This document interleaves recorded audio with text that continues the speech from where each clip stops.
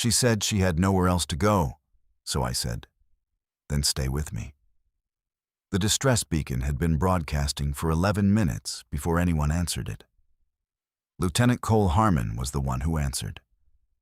Not because it was his shift, it was not, but because he had been awake in the dark of the observation deck, watching the dead stretch of space between the asteroid belt and nothing, thinking about home in the way that stops being comforting and starts being a wound. The beacon hit his comm unit and he moved before he thought about it. That was a habit of his. Move first, think after. The signal was coming from Sector 9, which was marked on every galactic navigation chart as uninhabited, uninhabitable, and not worth the fuel to check, which was exactly why Cole was the only one awake to hear it. He pulled up the source coordinates. The signal was repeating in a tight loop, 17 seconds per cycle, and embedded in the carrier wave was something that stopped him cold. A voice. Not a recording. Not a distress protocol. A voice, live and fractured by distance, speaking in a language his translator module took 4 full seconds to process. 4 seconds was an eternity for that thing, before rendering it in flat, effectless English. I am outside the reach of my people. I have no heading. I have no fuel. If anyone hears this, please. My name is irrelevant. What matters is that I am dying slowly, and I would prefer not to. Cole sat with that for exactly 2 seconds. Then he was running. He woke Captain Diane Lauer by putting his hand on her shoulder and saying her name once, which was all it ever took with her, and she was one of those people whose eyes opened already thinking. He laid it out fast. Beacon, Sector 9, live voice, translator delay. She was out of her bunk before he finished. Alien? She said. Translator had trouble. Syntax was non-standard. Yeah. Hostile? Said it was dying and preferred not to. That's not usually how hostiles open. Lauer looked at him for a moment with that expression she had, the one that meant she was calculating 17 variables and 3 exit strategies simultaneously. Then she said, "Spin up navigation. Do not broadcast our response until I'm on the bridge." Cole ran again. The bridge filled up fast. 12 crew members who had learned, serving under Lauer, that when she walked fast, it was time to stop sleeping. The ship, the long-haul surveyor DSE Cardinal, was not a warship. It carried no weapons beyond close-range deterrence. It was built to map things, catalog things, report things. The crew were scientists and pilots, and one medic named Pete, who was already awake when they found him, already pulling up his field triage protocols, because Pete had the same move-first instinct as Cole. And that was why they had been friends for 9 years. "What do we know about the species?" asked Dr. Lena Cross, the Cardinal's senior xenobiologist. She was pulling her hair back as she walked, which meant she was already in work mode. "Nothing," Cole said. "The translator identified the language family as non-cataloged. That's it. So, no prior contact. None on record." Lauer was already on the bridge. "Open a channel," she said. "Narrow beam, directed at the source coordinates only." The comms officer, a young man named Gary Bell, who had graduated from the academy 14 months ago and still flinched when things went sideways, opened the channel with hands that were steady. Cole noticed. The kid was learning. Lauer leaned toward the transmitter and spoke in a clear, measured voice.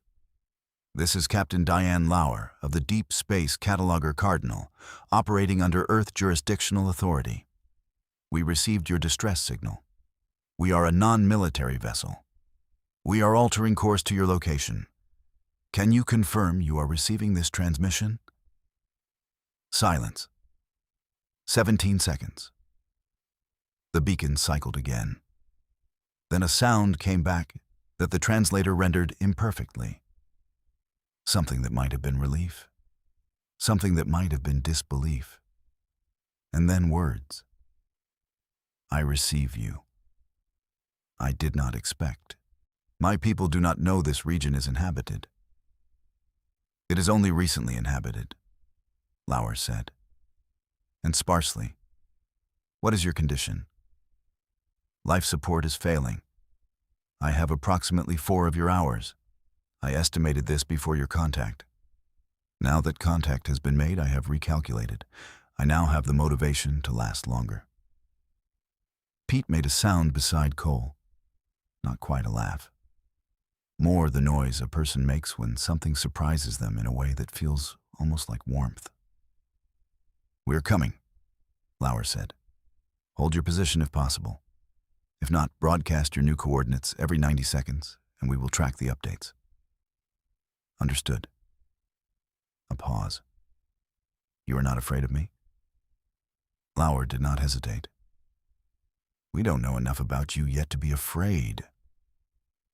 Another sound from the other end, and this one the translator rendered as something it labeled uncertain, but approximated as appreciation. Lauer cut the channel, turned to her crew. 3-hour intercept at current burn. I want life support diagnostics on standby. Pete, full triage prep including atmospheric variance protocols. Lena, everything we have on non-cataloged contact situations, which I know is almost nothing, but use it. What about Earth Authority? Gary said. First contact protocol requires we preserve life first and file paperwork after. Lauer said. We'll report when there's something to report. Right now we're just answering a distress call. She looked at Cole. Good ears, she said. Couldn't sleep, he said. Lucky for someone. She turned back to the viewport. Ahead, Sector 9 was still dark, still marked uninhabited on every chart. For another 2 hours and 41 minutes, it was. Cole stood at the viewport for a while after the bridge settled into its controlled urgency, watching the dark between stars. He was not a philosophical man. He did not believe things happened for reasons. But he had been standing in the right place at the right time, awake for no good reason, and something that called itself irrelevant had asked not to die. He had moved first. He would think about what that meant later. The alien was not what any of them expected. This was not because she was terrifying. It was because she was not. The crew of the Cardinal had, without coordinating it, each privately constructed their own mental image during the 3-hour burn to Sector 9. Pete had been imagining something insectoid, on compound eyes and chitinous shell, because that was statistically the most common alien archetype in the science fiction he had grown up on. Lena had been running probability models based on the atmospheric composition readings coming off the distress vessel, which suggested a methane-nitrogen mix that implied something respiratory, something large. Gary had not been imagining anything because he had been too busy double-checking his console work and being quietly terrified. Cole had not imagined anything. He had watched the coordinates on the nav screen get closer and thought about voice. The distress vessel came into visual range at 0340 hours, ship time. It was smaller than the Cardinal, much smaller. The hull was a dark material that did not reflect light the way metals did. It absorbed it, drank it, gave back almost nothing. The design was unlike anything in the catalog database. Angles that suggested function over aesthetic. No visible weapons ports, which Lena noted first, and Lena noted everything. The ship was listing slightly to port, and one section of the hull showed scoring that looked like heat damage, the kind of heat that comes from re-entry or a near miss with something energetic. Hailing, Gary said. Put her through, Lauer said. The voice came back crisper now, still translated by the module, but with less lag. Either the ship's own translation systems had been working on the problem during the burn, or the alien was adapting in real time. Cole suspected the latter. "I see your vessel," the alien said. "You are larger than I anticipated." "We hear that a lot," Pete said, and got a sharp look from Lauer and did not apologize for it. Can you dock?"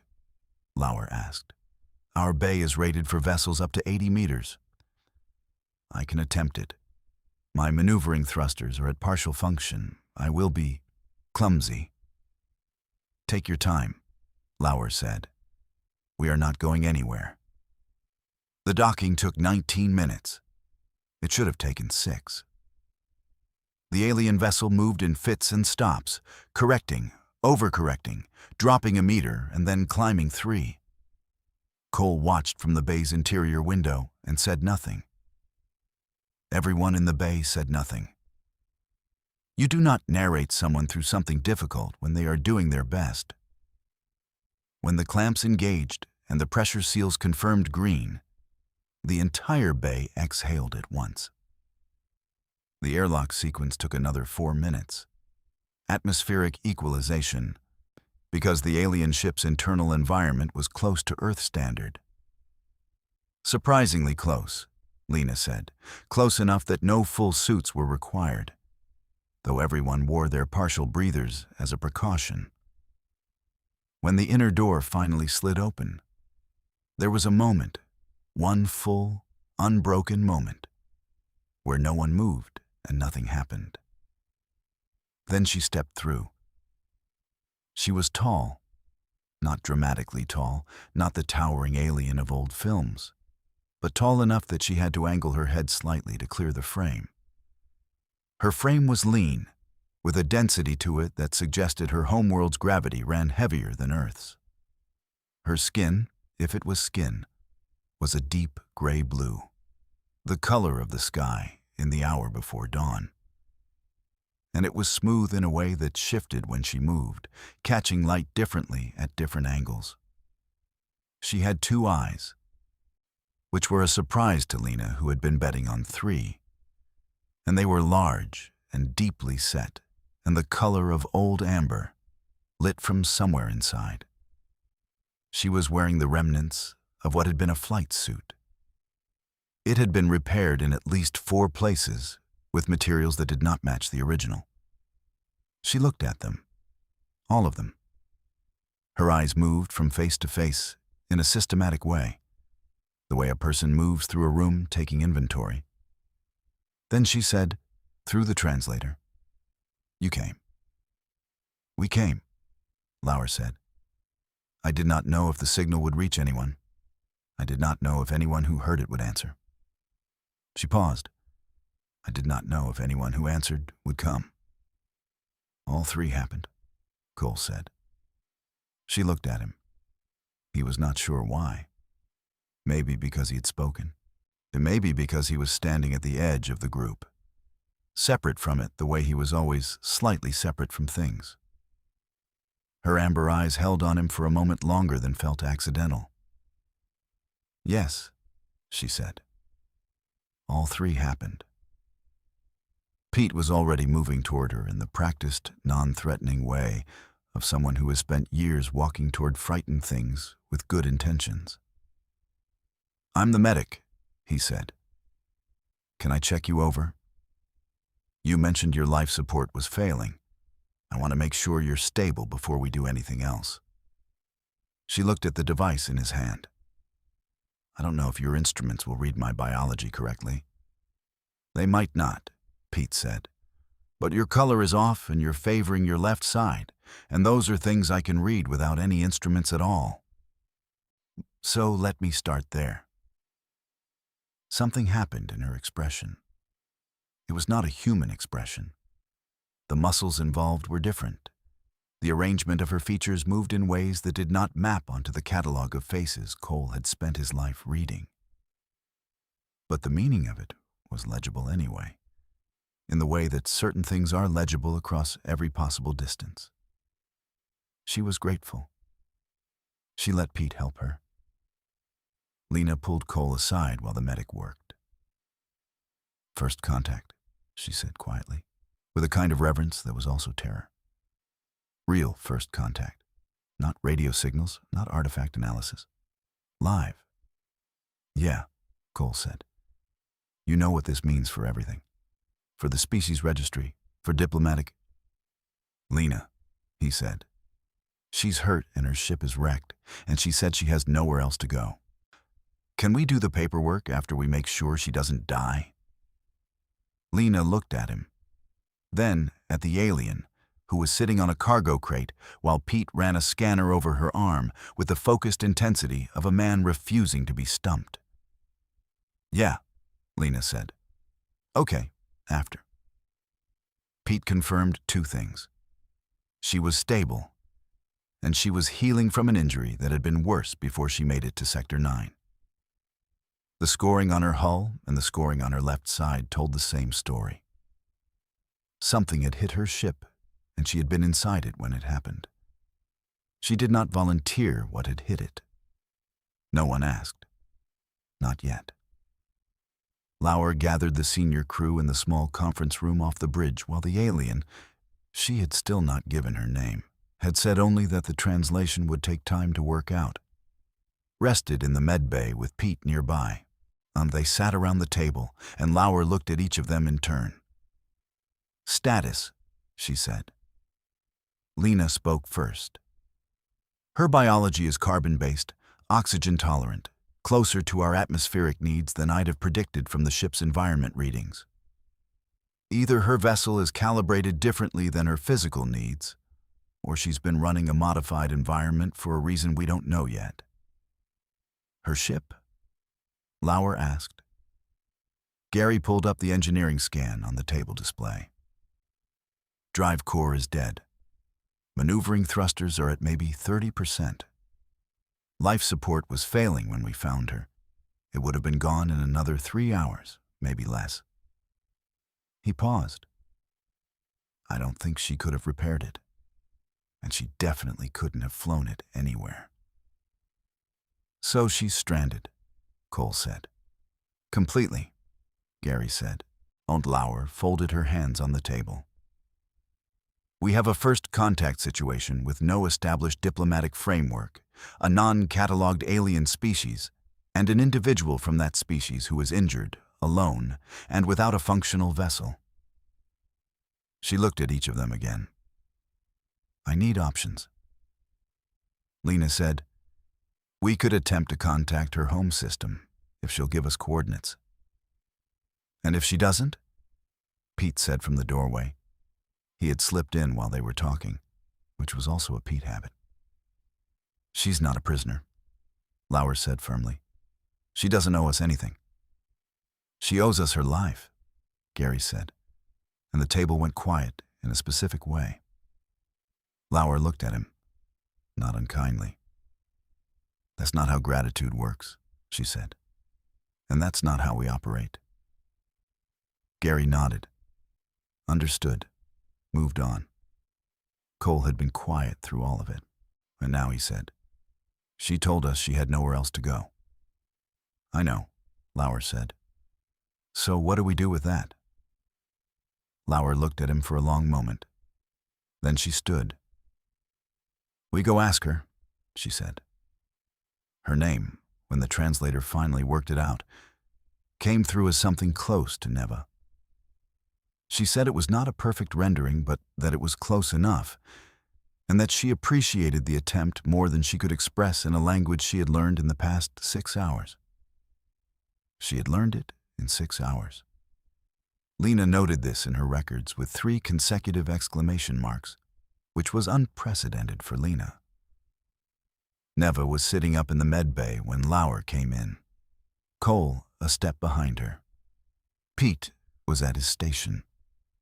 The light in the med bay was warm and low, the way Pete kept it, because he believed that healing happened better in spaces that did not feel like interrogation rooms.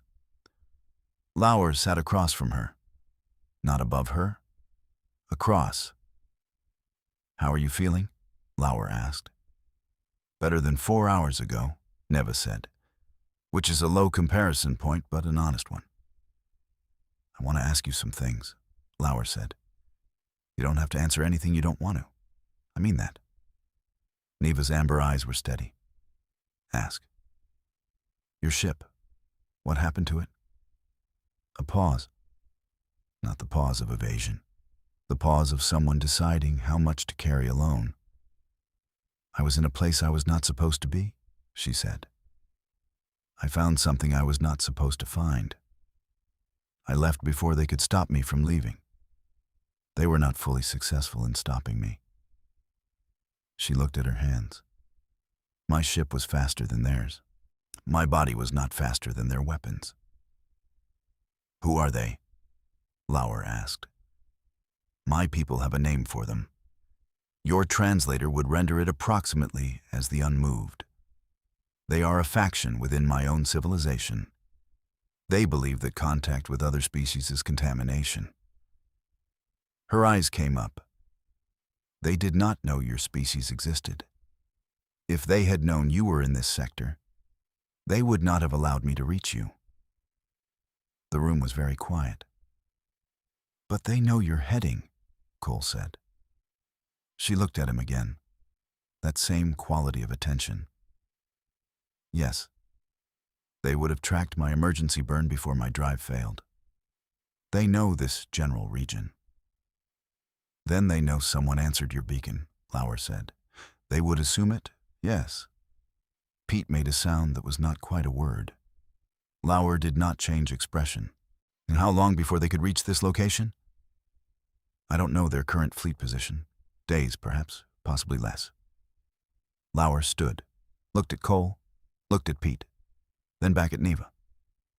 Okay, she said. Okay, Neva said. You came here. We came to you. Now we're in this together. Lauer's voice was even and clear. The Cardinal is not a warship, but she's fast and her captain is motivated. We are not leaving you in Sector 9, and we are not handing you back to anyone who shot you. Neva was quiet for a long moment. Something moved through her expression again, that unreadable alien architecture of feeling. Then she said carefully, I told your crew that I had nowhere else to go. I did not know what to expect from that admission. What did you expect? Cole asked. I expected to be handled, processed, or to perhaps returned. We don't process people, Pete said. She looked at him, then at Lauer, then at Cole. No, she said. I see that. Another pause. Then I will tell you everything I found, what they are hiding, what they did not want me to bring to another species. She straightened, and there was something in the line of her back that had not been there when she first stepped through the airlock. Because that is why I went where I was not supposed to go. I needed somewhere to bring it. Lauer nodded. Then stay with us. Neva said, Yes, I think I will. The Cardinal burned away from Sector 9 40 minutes later. The beacon was dark. The course was new. The crew was 13, where it had been 12 that morning. Whatever the unmoved were hiding was now on the Cardinal servers, are encrypted in a language no one aboard fully understood yet. Waiting. Cole stood at his station and watched Sector 9 fall behind them on the rear display. The dark between stars did not look the same as it had the night before. It was the same dark, same distance, same cold. But something was in it now that had not been there before. Something that knew they were coming. 3 days into open space, and the Cardinal had settled into the particular rhythm of a ship carrying a secret it did not yet fully understand. Neva spent most of those 3 days in the science lab with Lena, working through the data she had pulled from wherever she was not supposed to be. The process was slow and strange, and occasionally stopped entirely because a concept in Neva's language had no functional equivalent in English, or vice versa. They had to build the bridge word by word before they could cross it. Lena did not find this frustrating. Lena found this the best thing that had ever happened in her career, and she was making no effort to hide it. Cole found Neva in the observation deck on the evening of the third day. Not looking for her specifically, just not sleeping again, for the same reasons as before. And the observation deck was the place he went when sleep was not going to happen. She was standing at the viewport. She had found, somewhere, a gray thermal layer from the Cardinal supplies, too short in the sleeve for her but worn anyway. And she was still in that posture he had first noticed in the airlock. The posture of someone who had survived something very recently and was still negotiating with the fact of survival. "You're always awake," she said without turning. "You noticed." "I notice patterns. It is something my people train." She turned then. In the low light of the observation deck, her skin shifted color in a way that was almost iridescent. "Why don't you sleep?" "I overthink," he said. "Then I come here. Looking at a lot of space usually helps." "Does it help?" "Not always. But it's better than lying in the dark doing it." She turned back to the viewport. "I haven't slept well either. I think I am still deciding whether to believe this is real. That we're real. That we came. That kindness of this scale is real," she said. "I have been in contact with many different peoples. My work involves contact.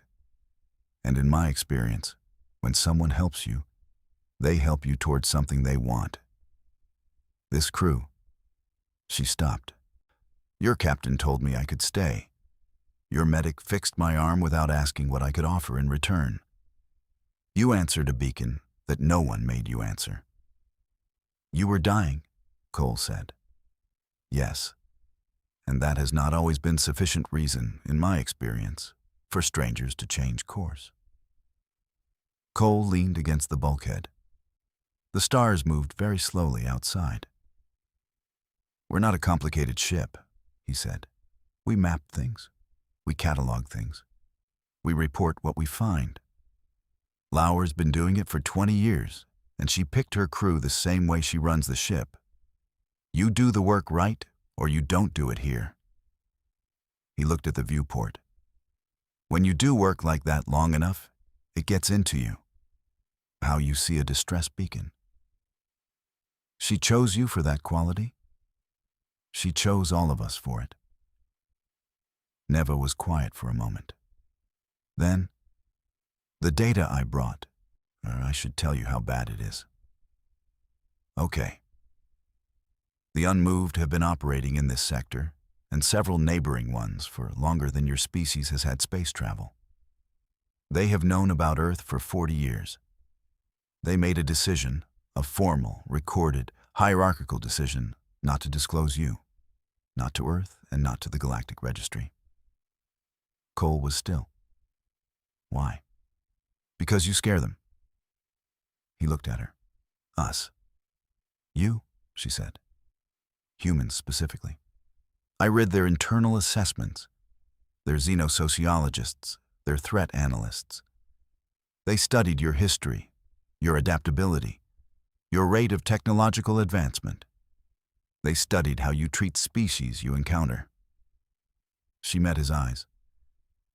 "They noted that you tend to help things that are in distress, that you change course for a beacon, that you extend resource toward the unfamiliar without certainty of return."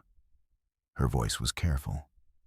"They found this threatening in a way they could not fully articulate, and so they labeled it unpredictable, and unpredictable things they prefer not to introduce to the galactic community." The observation deck was very quiet. "That's the thing they were hiding?" Cole said. "That they knew about us?"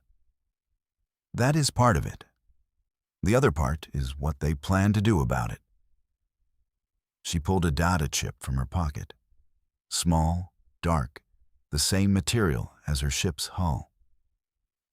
"Lena has the full copy on the servers, but I carry this one. I have carried it for 11 months, through 6 planetary systems. And it is the reason I am alive, because it is the reason they wanted me not to be." She held it in her palm, not offering it, just showing it. They were not planning to continue ignoring you. The decision to ignore you expired 2 years ago. What replaced it was a different kind of decision. Cole looked at the chip. What kind of decision? The kind that involves fleet positioning, she said, and timing, and the careful management of which species in the galactic community know about Earth and which do not, so that when the decision executes, there is no one position to object. She closed her fingers around the chip. I found this by accident, she said. I was assigned to a contact survey in a system 3 sectors from here, and I accessed the wrong archive. The access log would have shown immediately. I had 40 minutes before their security response reached my position. She paused. I copied everything I could reach, and I ran. 11 months ago. 11 months. I could not go home. The unmoved have deep reach in my government. I did not know who was aware and who was not, who would help me and who would report me. I ran sector to sector. I was trying to reach the Galactic Registry's nearest independent station. She looked at the viewport. My drive failed 2 sectors short. Cole stood up straight. And then you put out a beacon. I had no other option, she said. I expected silence. I had been in sectors marked uninhabited before, and the silence is total. So when your captain's voice came back through my receiver, She stopped. You recalculated how long you had, Cole said. Yes. Because you had a reason to last. Yes. The stars moved, slow and enormous and indifferent to all of it. Might we need to tell Lauer tonight? Cole said. I know. She's going to want to move fast. I know that too. Are you ready for that? Neva looked at the viewport one more time, at the dark and the distance and whatever was somewhere in it, tracking a heading, calculating an intercept. I have been ready for 11 months, she said. I simply had no one to be ready with. They found Lauer in her quarters. She was awake. Cole was not surprised. Lauer slept less than anyone on her crew, not from anxiety, but from the disciplined conservation of a woman who treated rest as fuel, not comfort. She listened to everything Neva said, without interrupting once. When Neva finished, Lauer sat in silence for 10 seconds. Then, Gary, get me navigation. Into her comm unit, not to the two of them. Pete, I need you in the conference room in 4 minutes. Another pause. Lena, bring everything off the servers to the main display. She looked at Neva. You said fleet positioning. Do you have the coordinates in that data? Yes, Neva said. And timing. The archive was 11 months old when I copied it. Whatever schedule existed then has advanced by 11 months. So we don't know exactly when. No. But we know it's coming. Yes, Neva said. It is coming. Lauer stood. Something moved through her expression. Not fear, not the theatrical steel of someone performing bravery. Something quieter. The look of a woman calculating the exact shape of an impossible thing and deciding it is still a thing that can be done. Then we have work, she said. I reckon we'd better start. The conference room held all of them. Lauer at the head, Cole and Neva on one side, Lena and Pete across from them, Gary at the display controls, and 2 other crew members, nav specialist Rosa Kim and systems engineer Don Bauer, who Lauer had pulled in because what was on the display required people who understood both where things were and how fast things moved. The data from Neva's chip was now fully integrated with the Cardinal's translation systems. Lena had spent the better part of 3 days on that integration. The display showed it in broad strokes. The unmoved's territorial claims, their fleet positions as of 11 months ago, the systems they had quietly cordoned off from Galactic registry access, and a single annotation at the center of the map that had no diplomatic language around it. All of it was simply labeled Earth, and beneath it, scheduled for reclassification. Reclassification, Rosa said.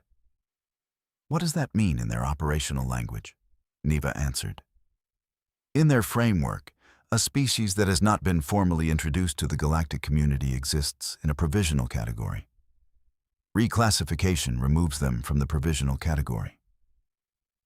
Into what category? Don asked. Neva was quiet for one beat. Threat, she said. Permanent, irrevocable. The consequences of that classification under unmoved authority include... We understand the consequences, Lauer said, not harshly, stopping it there, because the room did not need the word spoken out loud. The word sat in the air without being said, and everyone in the room felt its weight pressed down on them. Then Lena said, the Galactic Registry. Everyone looked at her. If Earth is formally introduced to the registry before the reclassification executes, the unmoved can't proceed unilaterally. Their own legal framework prohibits unilateral action against a registered species. Lena was pulling up a secondary screen. It's not a loophole. It's their own law. They wrote it to protect themselves from each other. But it applies universally. If Earth is registered, how do you know their law? Neva said.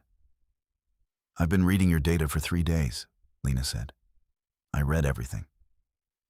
Neva looked at her for a moment. Something in her expression moved. You are exceptional, she said, with a directness that made Lena blink. I know, Lena said. But the point is, registration. Like the nearest independent registry station is 2.5 days from our current position, Rosa said. She had already pulled it up. At full burn. Can we do full burn for 2.5 days? Cole asked, looking at Don. We can do it, Don said. It'll burn through reserve fuel, and I will be very unhappy about it, but we can do it. Happiness is for after, Lauer said. She looked at the map, at the word Earth, at the 11 months of accumulated dangers sitting on her conference table. Can we transmit the evidence package ahead of us? Get it to the registry before we arrive? Not securely, Gary said. Not at this distance. A standard burst transmission could be intercepted. If the unmoved have monitoring in this sector, they do, Neva said. I am certain of it. Then we carry it in person, Lauer said. We go, and we walk it in. We make the case in front of a registry authority. And if the unmoved track our heading and move to intercept? Rosa asked. Lauer looked at her. Then we go faster than them. We're a surveyor, Don said. We're a fast surveyor, Cole said. And something in his voice made the room shift slightly, the way a room shifts when someone says a true thing at the right moment. Lauer looked at Neva. You came 11 months through 6 systems with a data chip and a ship that was being hunted. You made it to Sector 9 on a failed drive, and you put out a beacon you did not believe would be answered. She paused. Do you believe we can make it to the registry? Neva looked at her, then at Cole, then at the rest of the table. I believe, she said carefully, that I have never before been on a ship with this crew. It was not a simple yes. It was something more specific than that, and everyone in the room understood exactly what it was. Lauer straightened. Full burn, 2.5 days. Don, I want every system not related to propulsion and life support on low-power draw. Rosa, I want the most direct route and 2 alternates calculated in the next 30 minutes. Gary, all comms on receive only, nothing broadcast, nothing transmitted. We are a dark ship until we're inside registry jurisdiction. She looked around the table. Any questions? Silence. Good, she said. Go. The room cleared in under a minute. Cole was the last one out. He paused at the door. Lauer was still at the table, looking at the map, at the single word at its center. You okay? He said. I'm always okay, she said. That's my job. Then, after a pause, you? I'm still moving first and thinking after, he said. She made a sound that was almost a laugh. Good, she said. Keep doing that. He went. The Cardinal went dark and fast through space that was no longer guaranteed to be empty. In the observation deck, for the first time in 3 days, Neva slept. The registry station designated CR7 existed at the gravitational midpoint between two unremarkable stars, which meant it was technically in no one's jurisdiction and practically in everyone's. It had been built for exactly that reason. Neutral ground, the Galactic community's version of a table in the middle of a room where everyone had agreed to sit without weapons. The Cardinal came out of full burn 6 hours before they arrived, so that the ship could be moving at something approaching normal approach speed when they entered registry transponder range. Dark ships arriving at full burn tended to get challenged before they could explain themselves. Lauer had been clear about the sequence. Arrive looking calm. Request formal intake. Present evidence. Speak to an authority. Do not give anyone a reason to hesitate. They were 4 hours out when the comms alert triggered. Gary was on it before the tone finished. Signal from behind us, he said. Broad beam, not targeted. Origin? Lauer said. 2 signals, closing. He looked at her. Fast. The unmoved, Neva said. She had been on the bridge since the burn ended. She did not leave after that. They tracked my heading when I went into Sector 9. They would have the general vector. And a dark ship running full burn still generates a thermal signature. How long to registry jurisdiction? Lauer asked Rosa. 4 hours, Rosa said. Their intercept based on current vector and speed. She did a calculation. They can reach us in 3.5. The bridge was quiet. Options, Lauer said. We burn again, Cole said. Not full burn, 40% over standard. It won't get us there faster, but it'll close the gap. And the fuel? Don said from his station. We worry about the fuel after, Cole said. They will transmit warnings, Neva said. They will tell us to stop, to hand me over. They will claim legal authority under... They don't have legal authority over this ship, Lauer said. They will claim it anyway, Neva said. And when you don't comply, they will attempt to enforce it. Can they disable us without destroying us? Pete asked. Yes. They have tools for that. Capturing a ship is preferable to destroying one. Fewer questions. Okay, Lauer said. She did not say it the way people say okay when they are accepting bad news. She said it the way she always said it, which was the way of someone adding a new fact to a running calculation and continuing to calculate. Gary, open a channel to CR7. Now. Direct narrow beam, encrypted under registry protocols. We don't care about secrecy anymore. We care about getting the right people listening. Identify us. State that we are approaching with a formal first contact and evidence package, and we are requesting immediate intake authority. They'll ask us to wait in line, Gary said. And tell them we respectfully cannot, Lauer said. And then tell them we have 2 unregistered vessels on an intercept course and give them the sensor readings. Gary was already typing. Sending. Rosa, 40% over standard, right now. 40%, aye. The Cardinal pushed forward. The distance to CR7 began to shrink. The distance from the 2 closing signals also began to shrink, but more slowly now. Not enough. They all knew it was not enough. The first transmission from the unmoved ships came 18 minutes later. It was in Neva's language, not translated, which meant it was not meant for them.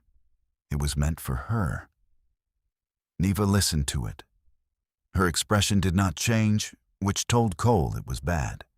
"They're telling me this is my last opportunity to comply," she said. "And if they are telling me that I have endangered a species by making contact, that I have contaminated a pre-registry people, and that the Galactic Council will hold me responsible for anything that follows." "The Galactic Council," Lena said. "That's their governing body?" "One of several. The one the unmoved have the most influence over." "Can they actually prosecute you?" "If I go back with them?" "Yes." A pause. "If I reach CR7? Their jurisdiction ends at registry boundaries." "Then we get you to CR7, Pete said.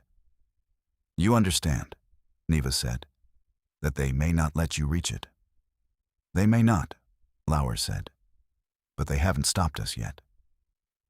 CR7 responded 22 minutes after Gary's transmission.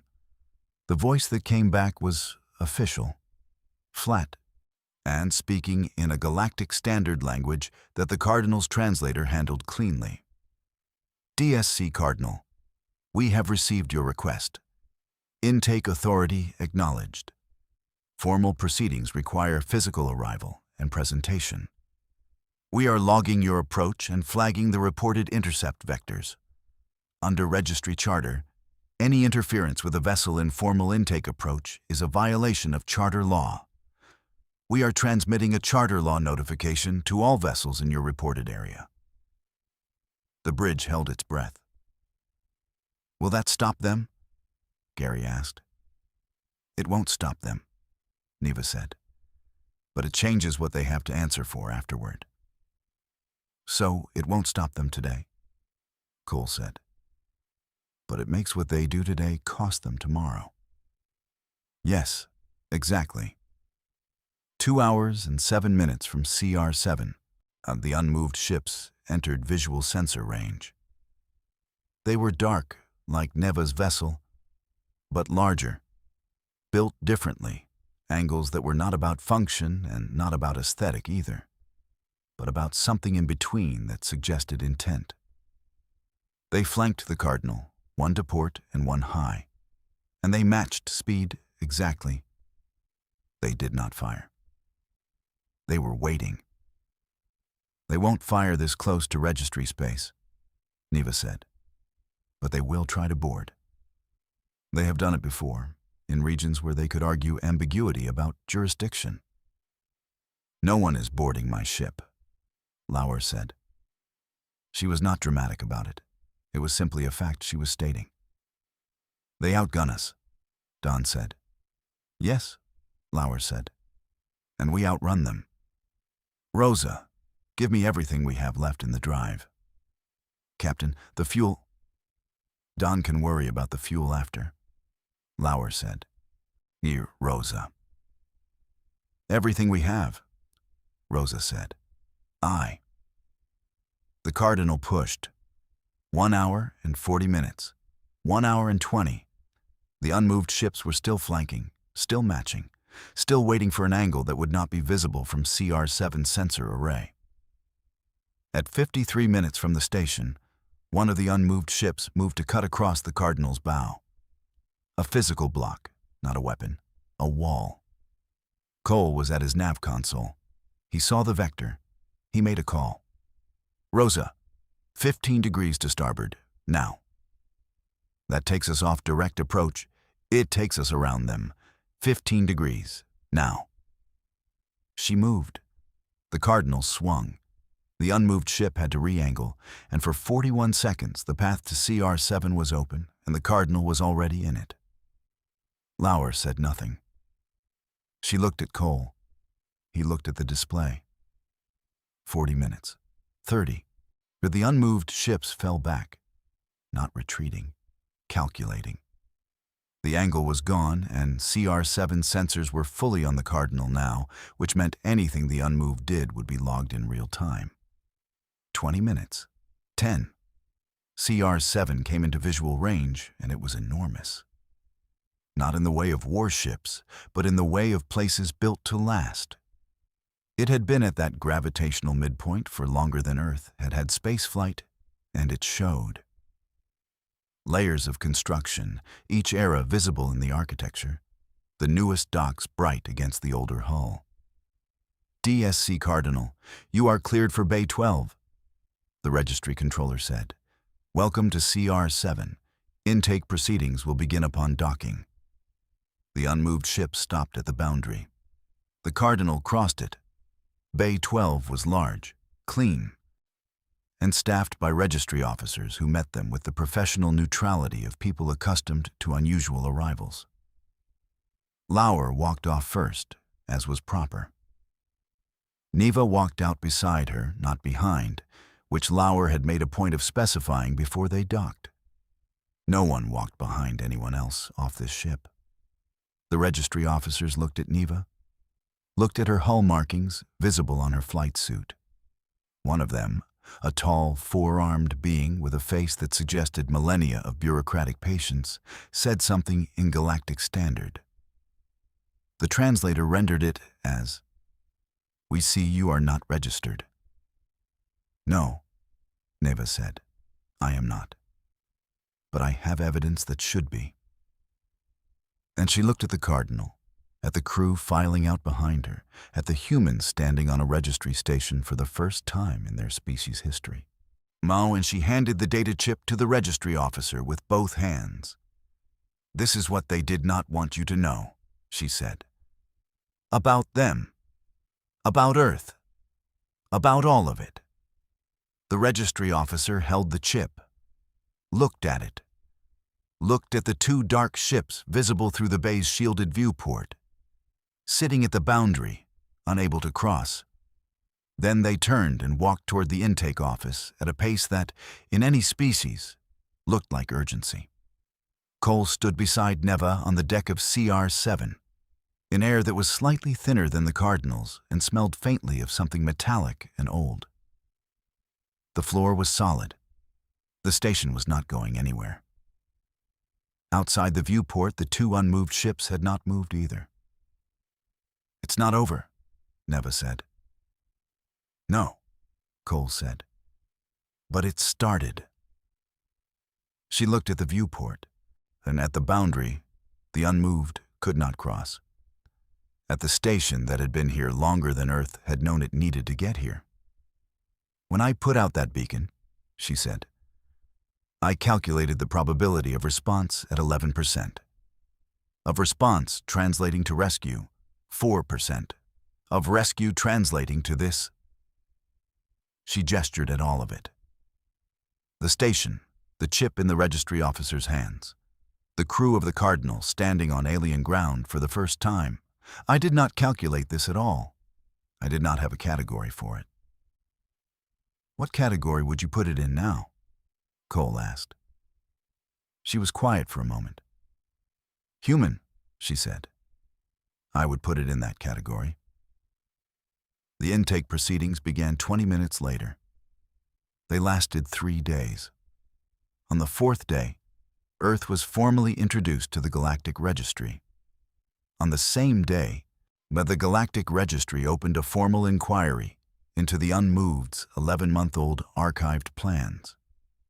The unmoved ships left the boundary and did not come back. Neva testified for 6 hours on the 2nd day. When she walked out of the intake chamber, the crew of the Cardinal was waiting in the corridor. All 12 of them. Not because Lauer had organized it, because they had each, separately, decided to be there.